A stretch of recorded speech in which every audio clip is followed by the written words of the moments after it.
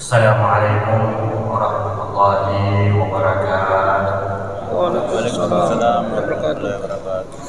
Alhamdulillahirabbil alamin. Wassalatu wassalamu ala rasulil mustafa sallallahu alaihi wasallam wa ala alihi wa ashabihi wa man tabi'ahu bi ihsan ila yaumiddin. Amma ba'd.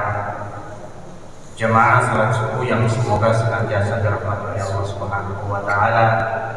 Tidak henti-hentinya kita memuji dan bersyukur kepada Allah Tabaraka wa taala atas segala limpah rahmatnya kepada kita semua, terutama di subuh hari ini dengan izin Allah, dengan rahmat Allah, dengan kuasa Allah kita bisa hadir untuk melaksanakan salat subuh secara berjamaah. Mudah-mudahan Allah Tabaraka wa taala mencurahkan rahmat hidayah pada kita semua di awal pagi hari ini. Amin ya rabbal alamin.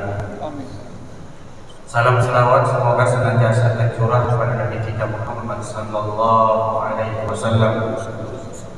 Lewat perjuangan dan kerja keras beliau kita dapat merasakan Islam, dan sampai hari ini kita berbahagia bahkan berbangga dengan Islam yang telah dibawa diperjuangkan oleh Rasulullah Muhammad sallallahu alaihi wasallam.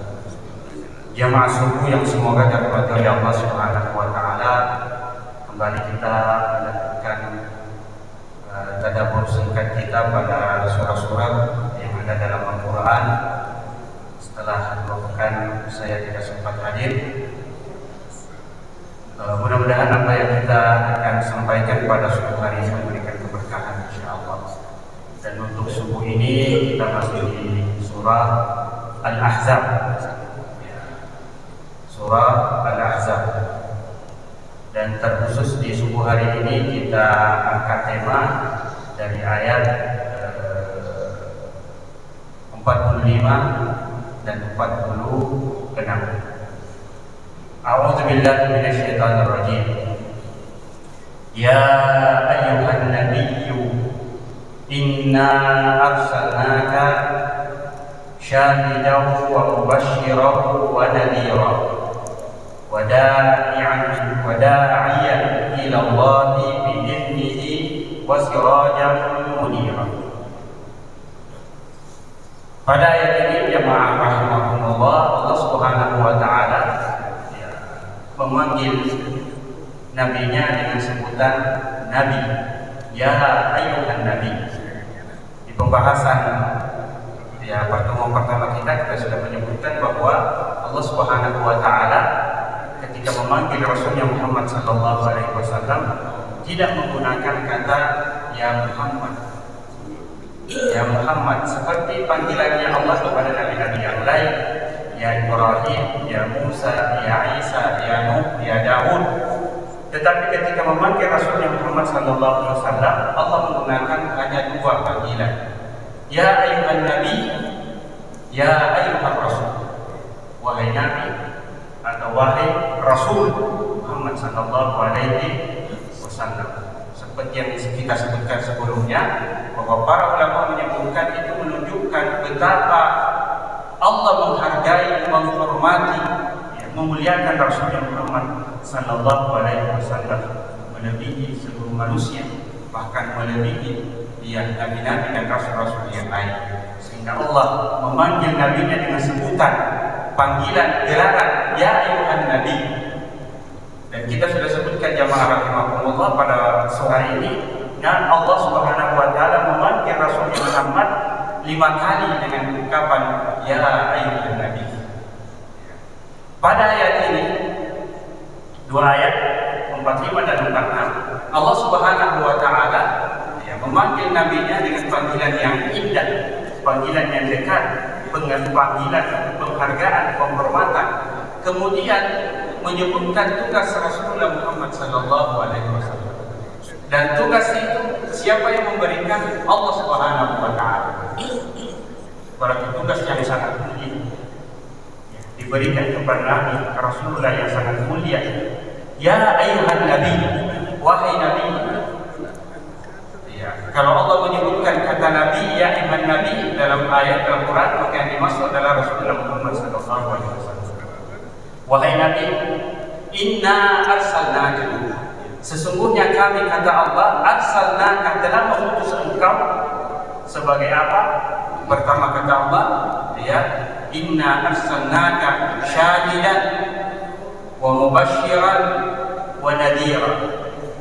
Ayat 46, wa da'iyan ila Allah bi'idnihi wa sirajan munira. Berarti 5 tugas Nabi yang Allah sebutkan dalam 2 ayat ini. Ya, tentu dalam ayat yang lain ada tugas lain. Dalam ayat ini, 2 ayat ini Allah menyebutkan 5 tugas. Pertama adalah syahidan, sebagai saksi. Mubasyiran, pemberi berita gembira. Nadhiran, pemberi peringatan. Da'iyan ila Allah bi'idnihi, ya, penyeru kepada agama Allah dengan izin Allah. Wasirajan munira, cahaya yang menerangi. Coba kita lihat satu-satu jemaah berbahagia secara singkat. Ya. Pertama kata Allah Subhanahu wa Ta'ala, kami mengutus engkau wahai Muhammad. Berarti makna ayat pertama yang kita harus ambil, bahwa yang mengutus Rasulullah siapa? Allah Subhanahu wa Ta'ala. Yang memberikan tugas yang sangat mulia kepada Rasulullah Muhammad SAW, manusia paling mulia adalah Allah Subhanahu wa Ta'ala, bukan yang lain. Bukan seperti tuduhan orang-orang musyrik bahwa Nabi Muhammad kena sihir dan seterusnya. Apa yang dia sampaikan itu adalah tugas dari Allah. Wa ma yantiqu 'anil hawa in huwa illa wahyun yuha. Rasulullah tidak berbicara dengan hawa nafsunya, dengan keinginannya. Ya, tapi apa yang dia sabdakan, apa yang dia sampaikan adalah wahyu dari Allah Subhanahu wa Ta'ala. Inna arsalnaka syahidan. Yang pertama adalah saksi. Coba kita lihat nanti buka-buka yang berbahagia, apa sih makna saksi? Tugas saksi sebagai saksi. Ya, Nabi Muhammad SAW. Kalau kita baca jamaah berbahagia, pembahasan ini panjang. Ya, syahidan sebagai saksi. Apa yang dimaksud saksi? Pada hari kemudian, ya, di antara makna ini, pada hari kemudian yaumul qiyamah, Rasulullah akan menjadi saksi pada umatnya, bahkan pada seluruh umat manusia. Ya, Rasulullah akan menjadi saksi bahwa kita adalah orang yang beriman, atau mungkin menjadi saksi bahwa kita orang yang tidak beriman. Jadi ada saksi untuk umatnya, ada saksi atas umatnya. Kalau untuk umatnya berarti Rasulullah bersaksi bahwa umatku ini beriman kepada kitabku, beriman kepada Allah, menyembah Allah, tidak melakukan kemusyrikan, tidak mengikuti sunnah. Rasulullah bersaksi pada kita bahwa kita adalah orang baik, orang beriman, orang bertauhid, orang menyembah kepada Allah Subhanahu wa Ta'ala. Bersaksi untuk kita. Semoga kita termasuk orang-orang yang diberikan saksi, ya, yang Rasulullah mengakui kita sebagai umatnya, atau bersaksi atas umatnya bahwa manusia ini tidak beriman kepada Allah, tidak beriman kepada apa yang Allah utus, ya, Allah utus saya untuk menyampaikannya. Ya, dalam beberapa ayat disebutkan jamaah berbahagia. Dalam salah satu ayat, ya, fa kaifa idza ji'na min kulli ummatin bi syahidin wa ji'na bika syahidan. Bagaimana, ya, keadaan itu pada hari kemudian, kata Allah Subhanahu wa Ta'ala, ketika kami datangkan di setiap umat saksi. Di setiap umat, saksi itu maksudnya nabi-nabi akan bersaksi pada umat-umatnya. Nabi Musa bersaksi pada umatnya bahwa umatku ini mengikuti saya, beriman kepada dia, beriman kepada apa yang saya sampaikan, atau bersaksi bahwa manusia ini tidak beriman kepada dia, tidak menyembah Allah. Nabi Isa juga demikian, Nabi Nuh, ya, Nabi Daud dan semua nabi akan menjadi saksi atas umatnya. Apakah umatnya mengikuti nabinya, ya, mengikuti rasulnya, mengikuti perintah Allah Subhanahu wa taala melalui ya yang disampaikan oleh para nabi dan rasul. Wajibna bika syahidan, dan kami pun menjadikan engkau wahai Muhammad sebagai saksi. Dan saksi Nabi Muhammad bukan saja untuk umatnya, tapi untuk seluruh umat manusia. Bahkan Rasulullah akan bersaksi kepada para nabi dan rasul sebelumnya bahwa nabi-nabi itu telah menyampaikan tugas. Dan Rasulullah akan bersaksi ya kepada Allah bahwa umat-umat itu telah mengikuti rasulnya dan para nabinya.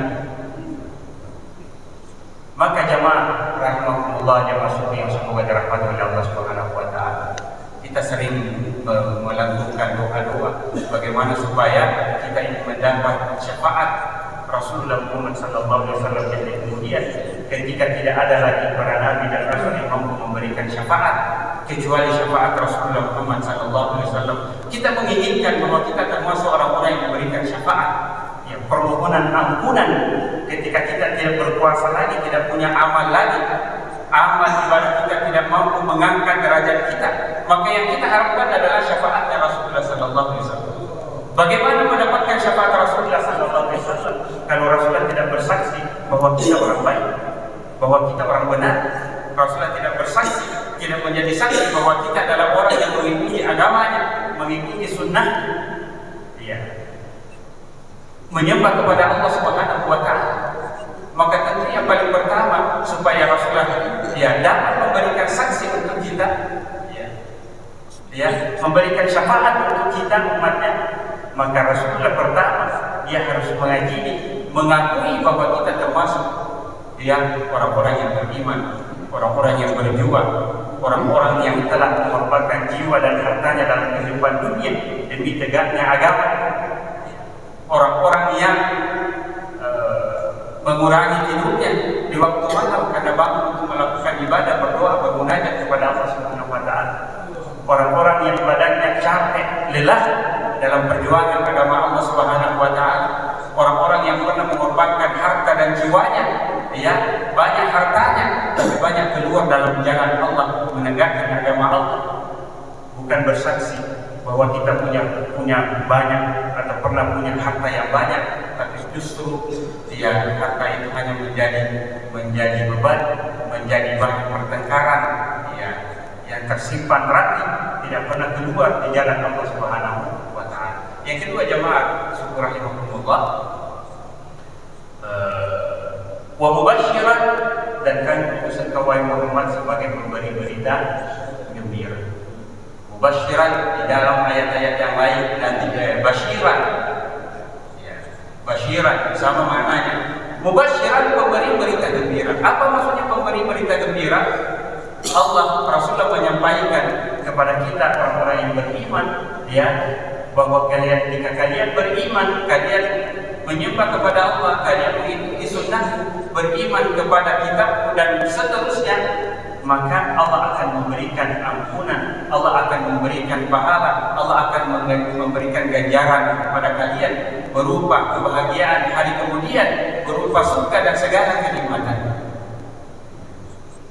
Kata Allah dalam ayat yang lain, dalam ayat berikutnya, wa basyiril mu'minina bi anna lahum minallahi fadlan karimah.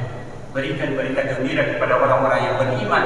Apa berita gembiranya? Bahwa Allah telah menyiapkan untuk mereka pahala yang sangat besar, ya, derajat yang mulia, ampunan yang dari Allah Subhanahu wa taala, dan yang termulia adalah surga Allah Subhanahu wa taala dengan segala kenikmatannya. Itu namanya mubasysyiran, memberikan berita gembira. Di dunia ini kalau diberikan berita gembira, kita jamaah berbahagia, masya Allah. Tiba-tiba ada datang berita, naik pangkat ke pagi, dapat jabatan pagi, lulus Janata PNS. Alhamdulillah. Ya, alhamdulillah melompat kita. Alhamdulillah rabbil alamin.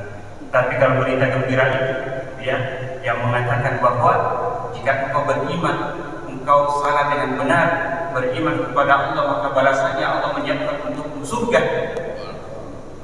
Kadang-kadang pikiran kita masih panjang. Betulkah itu? Ya. Masih panjang ayat ini. Ya. Mubasyiran. Dan dalam ayat-ayat Allah Subhanahu wa taala telah disebutkan siapa yang beriman, siapa yang beramal saleh, balasannya ketenangan, kemuliaan, kebahagiaan, surga Allah Subhanahu wa taala. Bagaimana Rasulullah SAW Allah menyampaikan berita gembira kepada kita untuk termasuk orang-orang yang diberikan berita gembira, tentu beriman kepada Allah, mengikuti Rasulullah Muhammad SAW. Yang ketiga, tugas Rasulullah dalam ayat ini wanadira, pemberi peringatan. Jadi Rasul itu bukan sekedar datang memberikan berita gembira kepada kita, kalau beriman begini, kalau beramal saleh begini, tapi nadira juga kebalikan dari basyiran atau mubasyirah, pemberi peringatan. Kalau kamu tidak beriman, balasannya ini. Kalau kamu durhaka kepada Allah Subhanahu wa taala, balasannya ini. Kalau kamu tidak mengikuti nabimu, tidak mengikuti kitabmu Al-Quran, maka balasannya ini. Balasannya apa jemaah berbahagia? Kemurkaan, murka Allah. Kalau sudah orang mengatakan murka Allah, maka semua setelah kalimat-kalimat murka itu adalah hal yang tidak baik.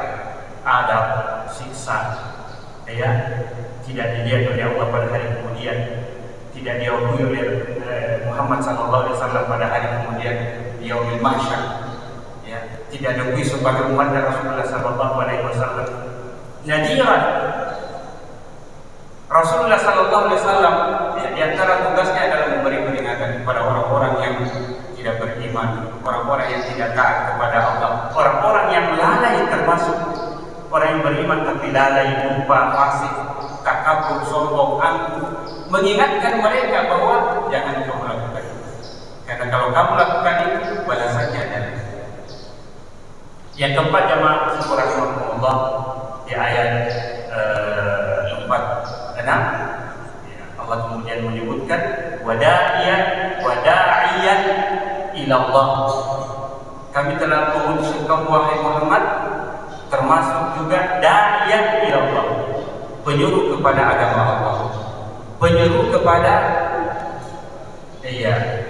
agama Allah. Itulah da'iyan, itu da'i. Da'i itu dari kata da'a, yad'u, memanggil, mengajak.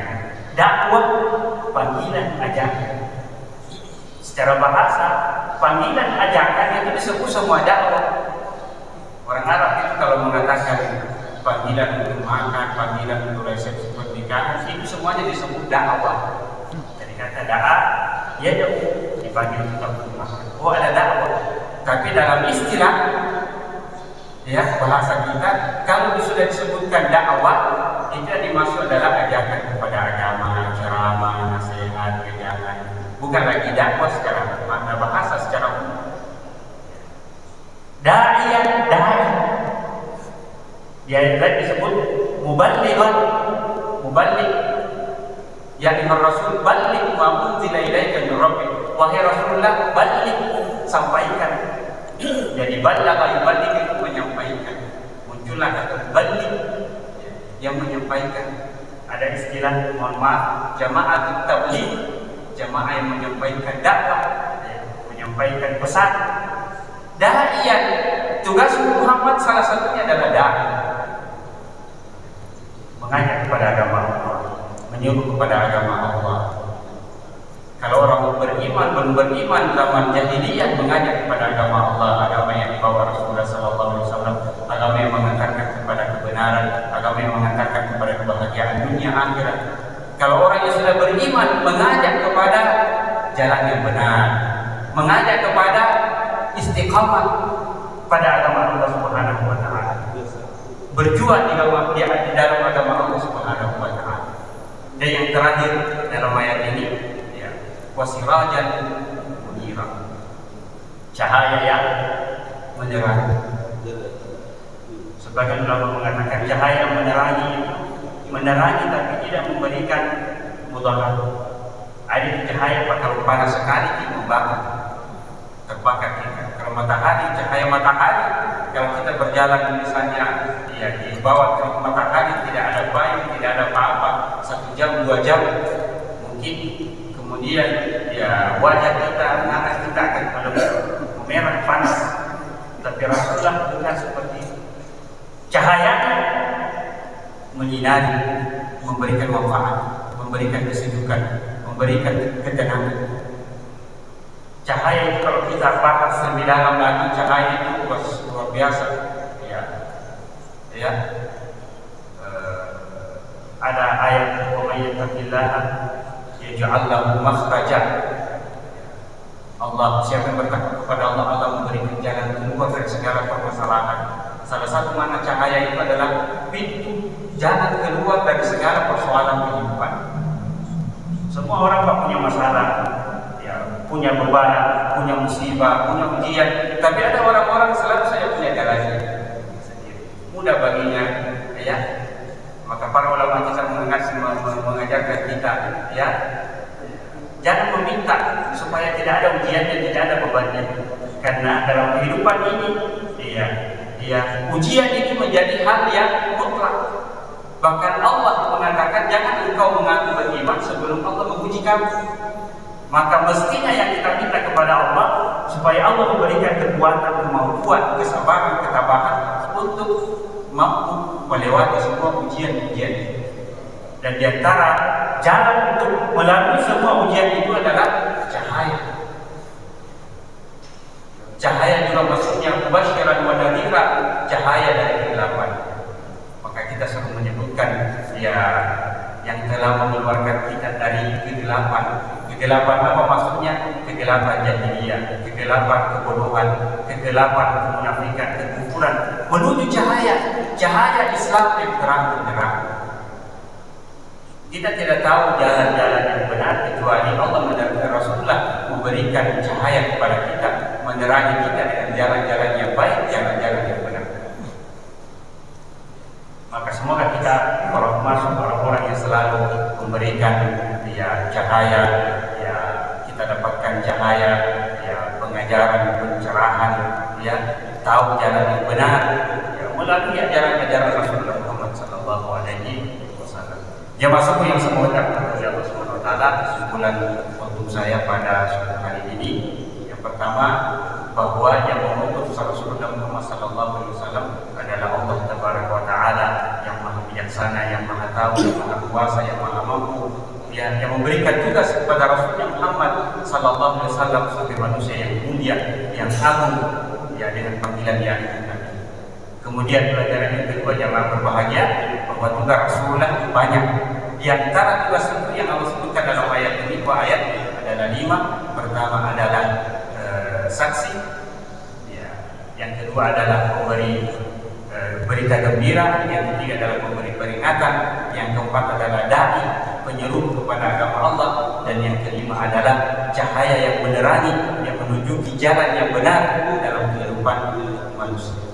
Pelajaran yang ketiga jamaah berbahagia, tugas Rasulullah mestinya dulu menjadi kita merasa bahwa kita punya tugas seperti tugas Rasulullah, bisa memberi peringatan, bisa memberi berita gembira. Kalau tidak mampu kita berdiri mungkin di hadapan banyak orang, paling tidak untuk keluarga kita di rumah, paling tidak untuk anak sekolah kita di kelas yang kita punya, paling tidak untuk di ruangan, kalau kita dosen dan seterusnya, kita sebagai paling tidak kita berjalan di jalan, dilihat orang, oh ini orang-orang baik. Setiap saat saksikan datang ke masjid, itu adalah cahaya memberikan ingatan nasihat pada orang lain. Dan yang terakhir rahimahumullah, semoga kita termasuk orang-orang yang disaksikan oleh Rasulullah SAW pada hari kemudian, sehingga kita berhak mendapatkan pengakuan dari Rasulullah bahwa kita adalah umatnya, dan kita termasuk orang-orang yang berhak mendapatkan syafaat Rasulullah Muhammad SAW. Ini yang saya sampaikan, mohon maaf atas segala kekurangan. Usi wa nafsi bitaqwallah. Wassalamualaikum warahmatullahi wabarakatuh. Waalaikumsalam warahmatullahi wabarakatuh.